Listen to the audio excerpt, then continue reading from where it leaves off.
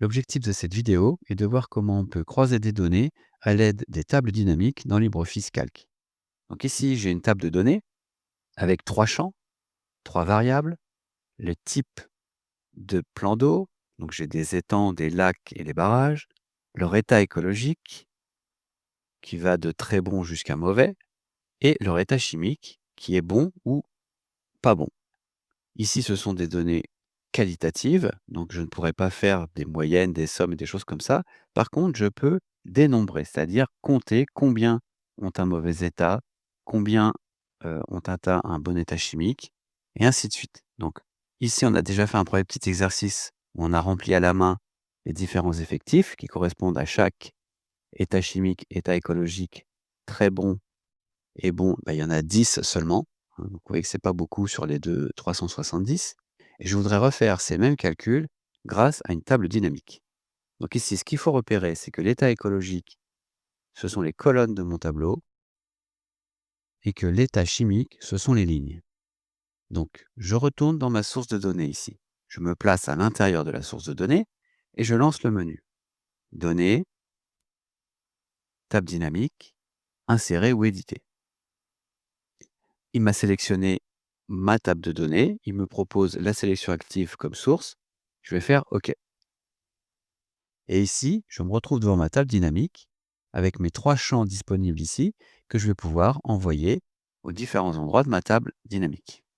Donc, si je reviens, on a dit état écologique, ce sont les colonnes. Donc, je mets dans colonnes. État chimique, ce sont les lignes. Ensuite, je peux ajouter dans ma table dynamique un filtre, c'est-à-dire ici, au-dessus de mon tableau, j'aurai une liste où je pourrais voir le tableau que pour les étangs, que pour les barrages ou, le petit dernier, que pour les lacs. Et ici, je dois lui dire de me compter les différents plans d'eau en fonction de l'état chimique et de l'état écologique. Donc pour compter, je vais prendre par exemple l'état écologique et je ne vais pas en faire la somme parce que je ne peux pas faire la somme de mauvais plus bon. Par contre, je peux compter, donc ça s'appelle nombre, il suffit de double-cliquer sur le champ.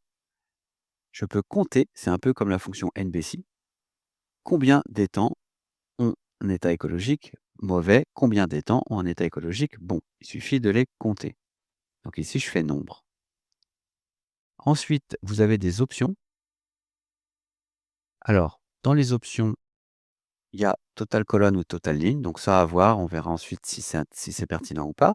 On peut ajouter un filtre à son tableau croisé et on peut demander que ça soit créé dans une nouvelle feuille. Alors, il y a aussi une dernière chose à faire, c'est d'enlever ici la partie données. Alors, je clique dessus et ensuite je fais la touche supprimer sur mon clavier. Ensuite, j'ai plus qu'à faire OK et je me retrouve avec, évidemment, si j'ai bien travaillé tout à l'heure dans le premier exercice, ça me donne exactement les mêmes chiffres. Eh bien 99, état écologique bon, état chimique bon. Je retrouve ce 99 ici.